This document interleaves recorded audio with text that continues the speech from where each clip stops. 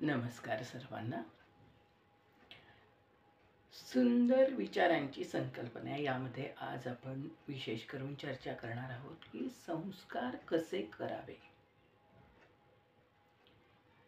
किंवा संस्कार करताना ते व्यवस्थित रुजतील यासाठी आपण काय प्रयत्न करावा.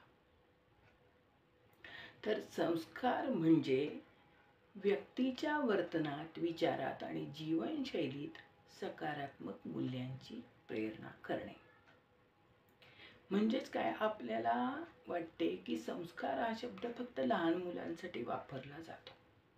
तर तसे नसून, समजा एखाद्या व्यक्तीमधील काही चांगले गुण किंवा आपण म्हणतो संगत गुण ते सोबत गुण, एखाद्या व्यक्तीमधील काही चांगले गुण आपण जेव्हा आत्मसात करतो तेव्हा ते सुद्धा संस्कारच आहेत. मग ती व्यक्ती मोठी असो लहान असो,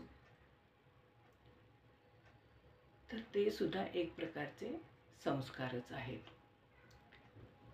जी आपल्या जीवनात त्या सद्गुणाचा अंगीकार करतो, त्या चांगल्या गुणाचा, आपणही ते बघून, ते काही चांगली कला असू दे किंवा देवधर्म असू दे किंवा दानधर्म असू दे, त्या व्यक्तीच्या संगतीने पण आपले सुद्धा आपण विचार बदलतो, तेव्हा त्या व्यक्तीकडून आपल्यावर चांगले संस्कार केले जातात.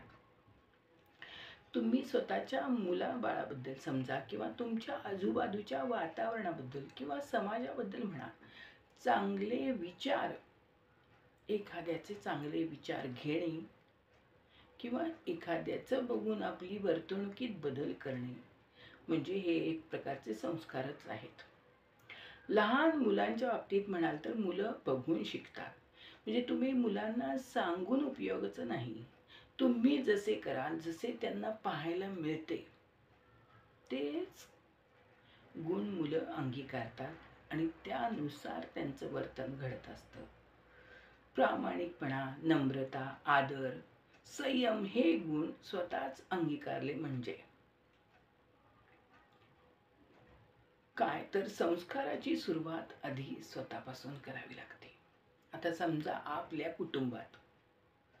कुटुंबाचा जो महत्त्वाचा व्यक्ती आहे, जो मेन व्यक्ती आहे, त्याने जर स्वतःच्या मध्ये बदल घडवून नम्रता, प्रामाणिकपणा, संयम, प्रेम, आपुलकी हे गुण जर अंगीकारले तर संपूर्ण कुटुंबावर त्याचे संस्कार घडतात.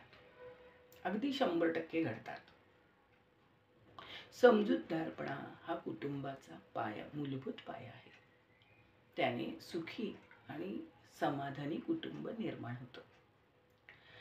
तर मुलांशी आपण आपल्या कुटुंबात मुलांशी संवाद साधला पाहिजे, मुलांचे अडीअडचणी समजावून घेतले पाहिजे, मुलांशी प्रेमाने वागले पाहिजे.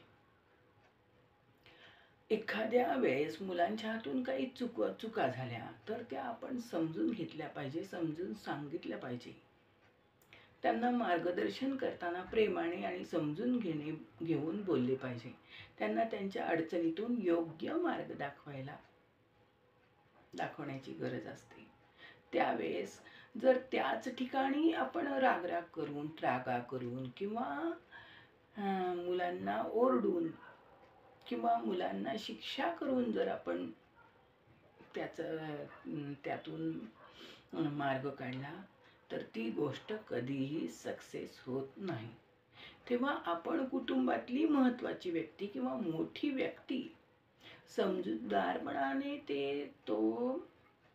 ती गोष्ट समजूतदारपणाने हँडल करून मुलांना आपलंसं करून समजावून सांगून जर ती गोष्ट आपण हाताळली तर त्यातून नक्कीच मार्ग निघतो.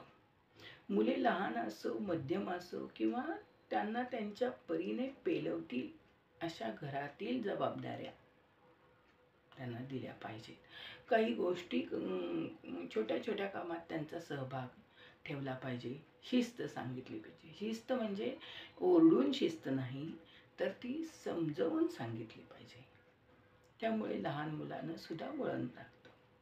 धार्मिक आणि सांस्कृतिक पूजा, सण, व्रतकथा या सर्व गोष्टींचं त्यांना ज्ञान हळूहळू सावकाशपणे का होईना त्यांना लहानपणीच रुजवले पाहिजेत. तर ते संस्कार उदाहरणार्थ लहान मुलांमध्ये वयाच्या 12 वर्षापर्यंतच तुम्ही जे काही संस्कार करताल, जे काही शिकवतात, ती गोष्ट त्यांच्या आयुष्यात आयुष्यभर राहत असते. म्हणजेच काय, जे मुलांना आपण लहान वयात जे संस्कार करू, जे समजावून सांगू किंवा आध्यात्मिक सांस्कृतिक गोष्टींचं ज्ञान देऊ, तेच संस्कार त्यांना पुढेपर्यंत उपयोगाला पडतात. चांगली संगत आणि साहित्य, चांगल्या पुस्तकांची, गोष्टींची ओळख करून देणे, टी व्ही आणि मोबाईलवर काय बघतात ते आपण स्वतः त्यात लक्ष घालणे, की नेमकं काय बघतात मुलं, चांगलं काही बघतात का, किंवा नेमकं काय करतायत त्यात थोडंसं आपणही लक्ष घातलं पाहिजे.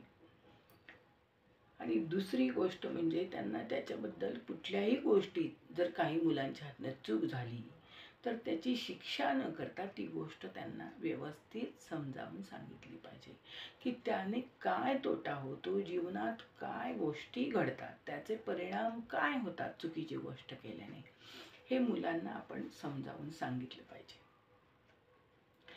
म्हणजे आणि दुसरी गोष्ट, त्यांना चुकीच्या गोष्टीचे परिणाम काय होतात, चुकीची गोष्ट केल्यामुळे आपल्या जीवनात तोटा कसा होतो आणि परिणाम काय होतात, आपली अधोगती काम होते, कशाने होते, या गोष्टी आपण समजावून सांगितल्या पाहिजेत.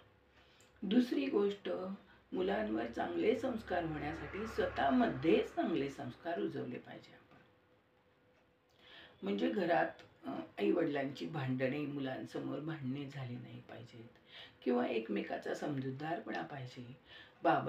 आई बाबांनी सुद्धा मुलांना समजून घेतले पाहिजे.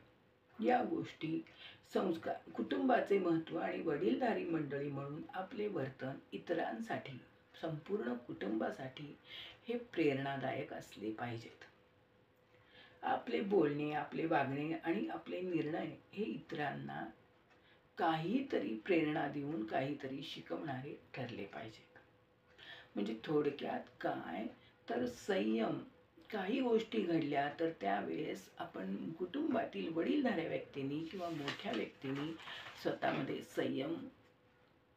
संयम ठेवला पाहिजे.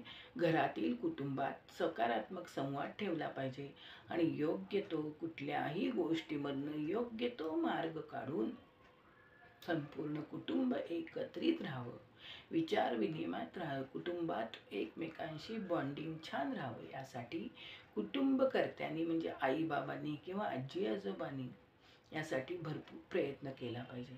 मुलांशी किंवा तरुणांशी संवाद साधताना त्यांना समजून घेऊन न रागावता त्यांच्या समस्येमधनं त्यांना योग्य तो मार्ग दाखवला पाहिजे.